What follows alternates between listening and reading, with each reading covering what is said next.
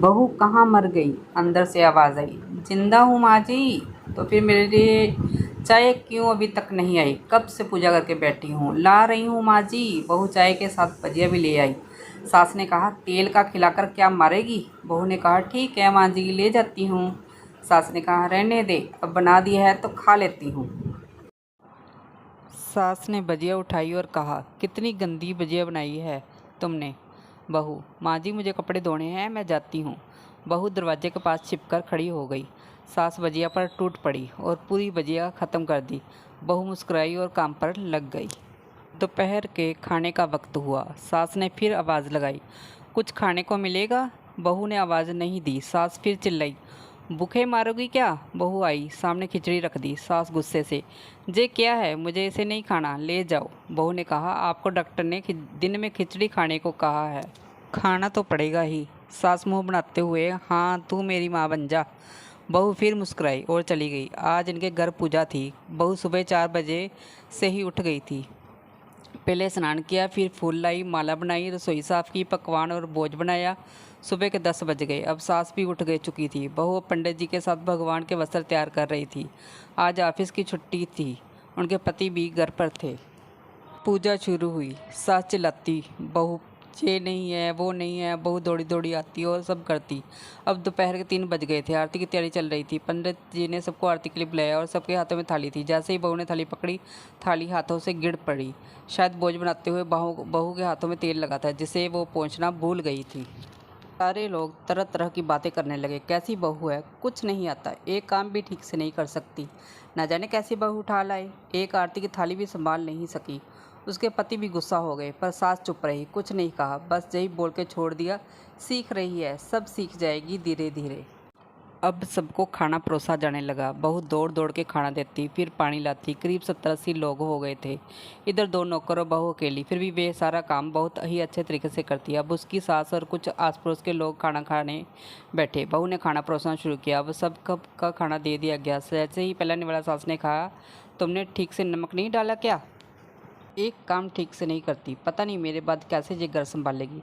आस पड़ोस वालों को तो जानते ही हो ना साहब, वो बस बहाना ढूंढते हैं नुक्स निकालने का।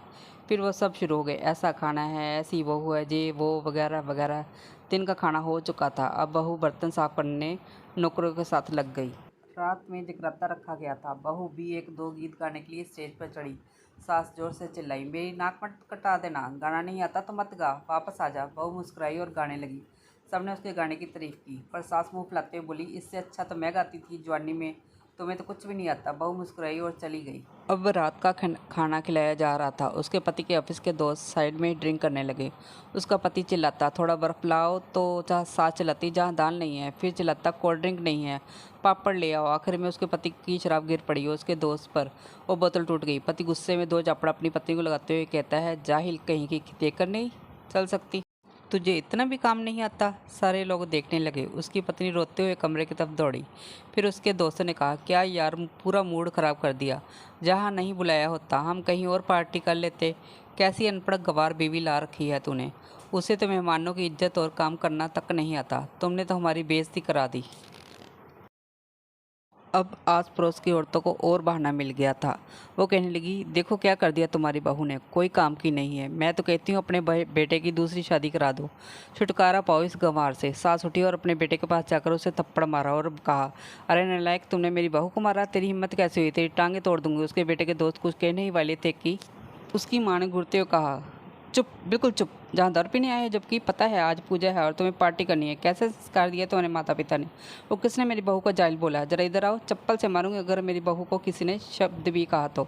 अरे पापी, तूने उस लड़की को बस इसलिए मारा कि तेरी शराब टूट गई? पापी, वो बच्ची सुबह 4 बजे से उठी थी, घर का सारा काम कर रही है ना, ना सुबह से नाश्ता किया, ना दिन का खाना खाया, फिर भी हंसते हुए, सबकी बातें सुनते हुए, ताने सुनते हुए घर के काम में लगी रही। तेरे यार दोस्तों को वो अच्छी नहीं लगी, जूते से मारूंगी तेरे दोस्तों को जो कभी उन्होंने ऐसा कहा। उसके यार दोस्त चुपके से खिसक लिए। अब सास बहू के कमरे में गई और बहू का हाथ पकड़कर बाहर लाई। सबके सामने कहने लगी, किसने कहा था अपनी बहू को घर से निकाल के दूसरी बहू ले आना? जरा सामने आओ। कोई सामने नहीं आया। फिर सास ने कहा, तुम जानते भी क्या हो इस लड़की के बारे में?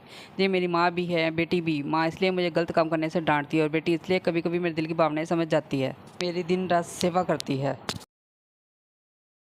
हजार ताने सुनती है पर एक शब्द भी गलत नहीं कहती, ना सामने ना पीठ पीछे। और तुम कहते हो दूसरी बहू ले आऊँ? याद है ना छुटकी की दादी, अपनी बहू की करतूत।